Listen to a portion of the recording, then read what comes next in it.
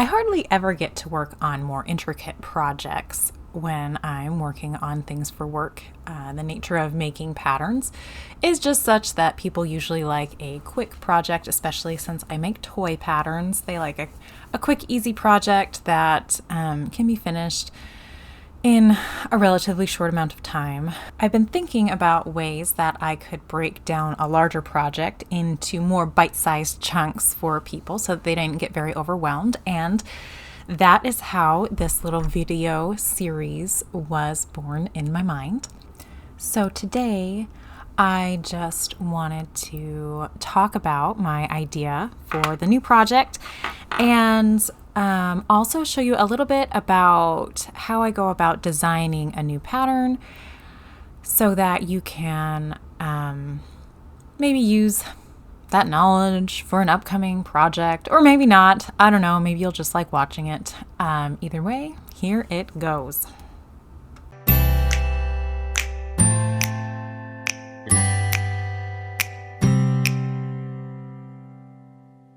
The first step in planning any project is naturally figuring out what that project is going to be.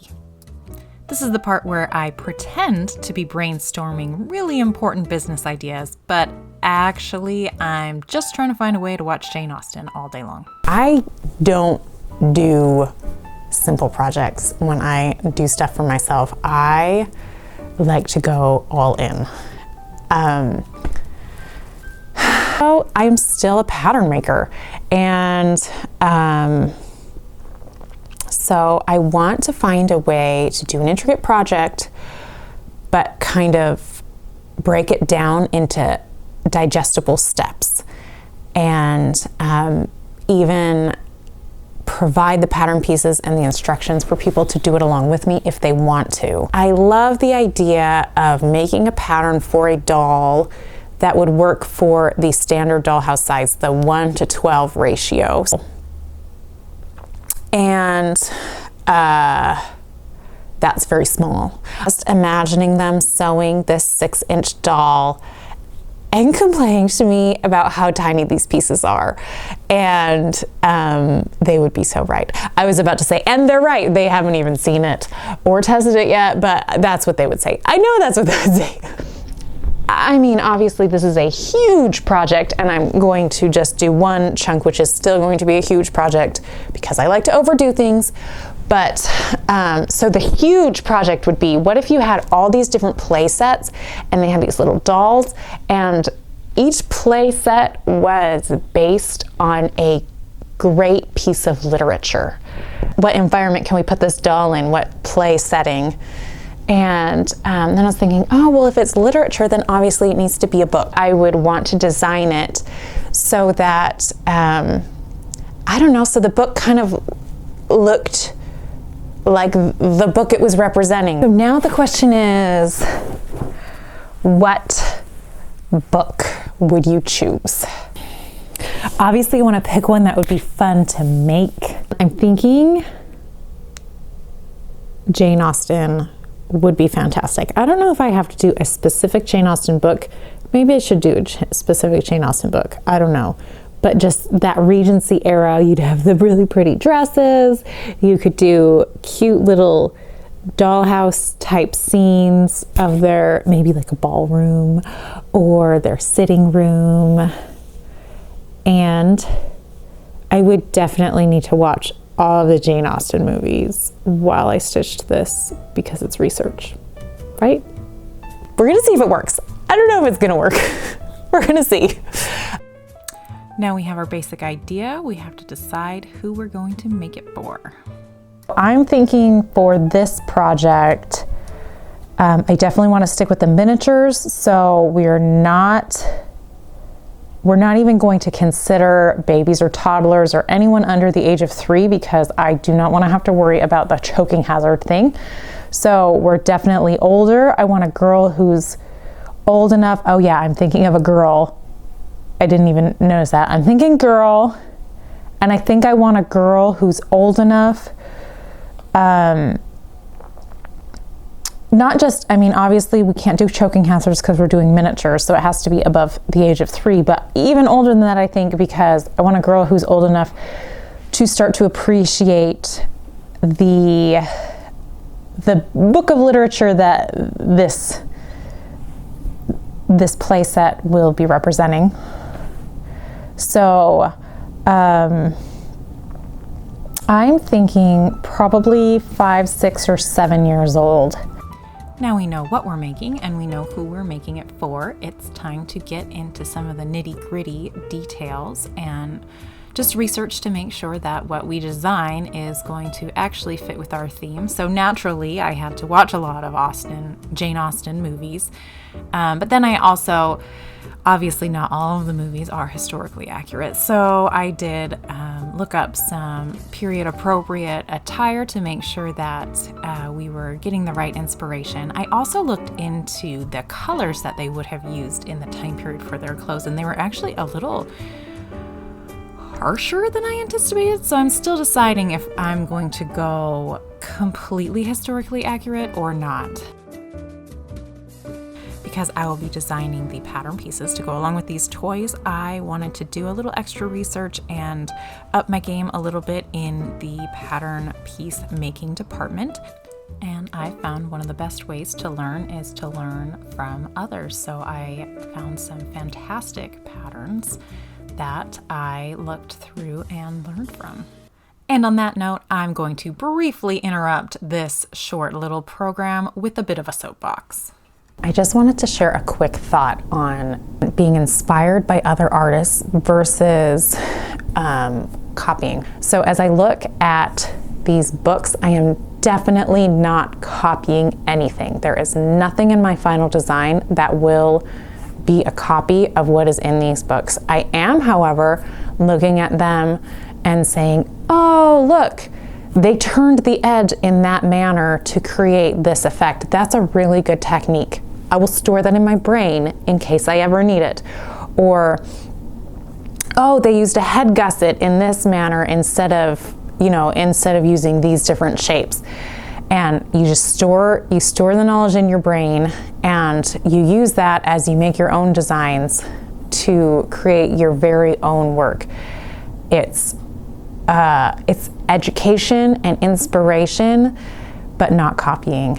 And I just feel like that is very important to say, because a lot of times when I mention to people that I'm looking at other patterns for inspiration, they say, oh, I think this one's probably old enough there's not even a copyright on it. And I am not copying their work. That is not what I'm here to do. I am here to learn and to become educated by their own knowledge, as I would hope that they or other people might become educated by the things that I find out, and we can share what we've learned, and through that we can create great new things that have never existed before. Okay, soapbox over. Last but not least, on the research department, I went through and I just looked at some of my favorite toy companies and looked at what they've been doing and looking just to get some ideas on design work. To abide by copyright laws, I would have had to write to each individual company and ask permission to put the images of their adorable products in this video, and I just don't, unfortunately, have time to do that. So instead, what I did is I made a Pinterest board, and I'll link to that in the description below. And in that Pinterest board, you can see all of these lovely toys that I looked at as I gathered research and inspiration for this project. They're really adorable products, and I think that you would love looking at them.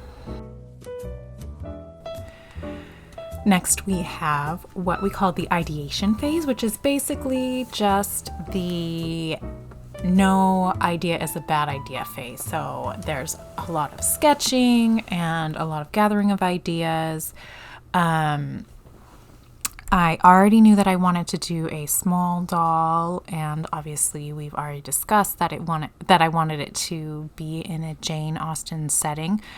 The more I thought about it, the more I realized that I didn't want to have to worry about getting everything exactly historically accurate. I wanted it to be enough historically accurate that it would be educational for the kids playing with it, but I didn't want it to be completely historically accurate. So I thought that a fun way to go about this would be, instead of doing people for the dolls, I could do animals for the dolls, and they would still wear clothing and things like that. But naturally, you could say it's Regency era, but you wouldn't have to say what would people be wearing during the Regency era. You would have to think, oh, what would a puppy be wearing during Regency era? And so then nothing's historically accurate because it's still kind of this world of fantasy. And I liked that idea. So I thought that it would be really funny to do dogs for the animal that we used, mainly just because Jane Austen, they had those really awesome hairstyles with the curls down the fronts of their faces, and it reminds me of those dogs with the floppy curly ears so much. And so I thought it would be funny to kind of play that up and use the dog ears to look kind of like the hairstyle. But the more I thought about it and sketched it out, the more I thought that it would be funny, but I don't know if they'd be the cutest toys that I could make. So I tried to find another animal that would still kind of have that idea of the ears on the side of the face. So it would be reminiscent of those curly hairstyles that we all have a love-hate relationship with. And so I went with, I finally landed on a bunny, just a floppy-eared bunny. So you'd have the ears on the side of the face. Kind of like the curls would be on the side of the face. They're not curly, but I think that they would end up being cuter. So we're going with a bunny. And then I had to think, well, what would a Regency era bunny estate look like? And I tried to think of what rooms that we would have in our quiet book. So would we do a ballroom or a sitting room, maybe have the gardens? I felt like there were a lot of fun options. And I just explored a lot of things, and then I had everything in front of me and I crossed off the ones I didn't like and left the best ones and started creating my final design. In the end, we've decided on a family of bunnies who live in an imaginary world that will be set inside a soft book that I can sew on each page. It will be Regency era, just like Jane Austen, and each page will represent one room of their family's estate. I want the bunnies to be about the size of a standard dollhouse doll. It doesn't have to be exact, but close enough. And I would like them to wear Regency era clothing. I think I'm going to go with a softer color palette. I found these really great fabrics by Riley Blake that are actually Jane Austen inspired, and so I thought it would be fun to get those and then some coordinating fabrics to have more of that Jane Austen theme going on in the project. So we've got our soft color palette, we've got our small bunny family and their estate home, which we will represent in the shape of a quiet book like toy, and I'm really excited to get started.